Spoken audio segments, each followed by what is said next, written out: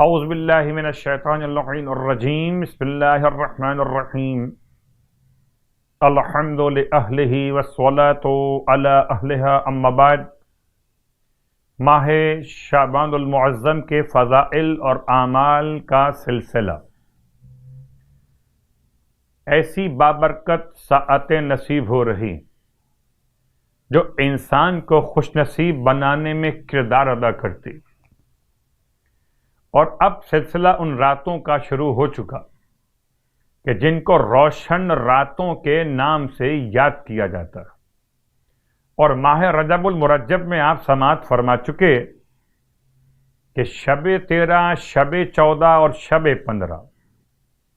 ان 3 راتوں میں 2 رکعت، 4 رکعت اور 6 رکعت نماز،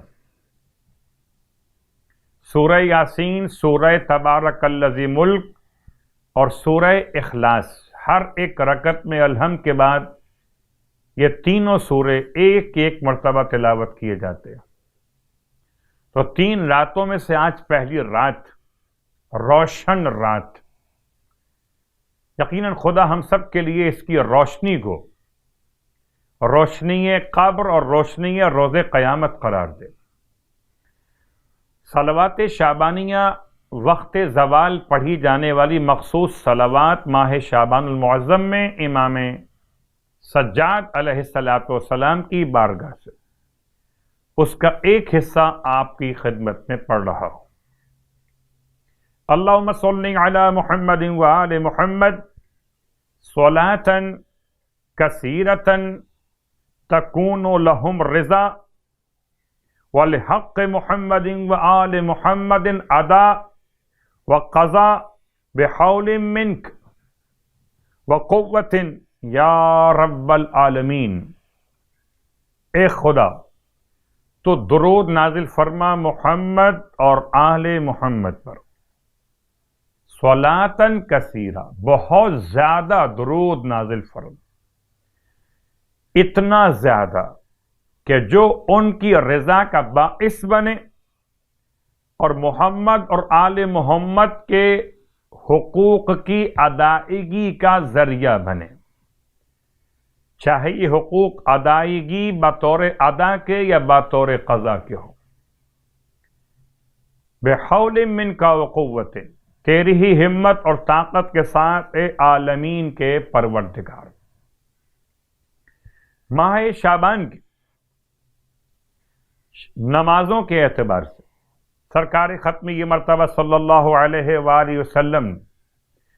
آج کی شب کی مخصوص نماز 13ویں شب 2 رکعت نماز بیان کیا۔ فرماتے ہیں جو شخص ماہ شعبان کی 13ویں شب 2 رکعت نماز بجا لائے کہ ہر رکعت میں الحمد کے بعد سورہ والتین والزیتون 1 مرتبہ تلاوت کرے، 2 رکعت نماز الحمد کے بعد ہر رکعت میں 1 مرتبہ سورہ والتین والزیتون، زبانی یاد نہ ہو تو قرآن مجید کو دیکھ کر تلاوت کیا جا سکتا، اور اگر تلاوت کرنا نہیں آتا ہو تو یہ بھی ممکن ہے کہ کوئی تلاوت آپ کے لیے کرے اور آپ اس کی تلاوت کو سن کر زبان سے ادا کر لیں۔ ثواب کتنا؟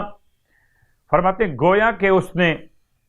200 ایسے غلاموں کو خرید کر راہ خدا میں آزاد کیا کہ جو غلام جناب اسماعیل علیہ السلام کے نسل میں سے تھے،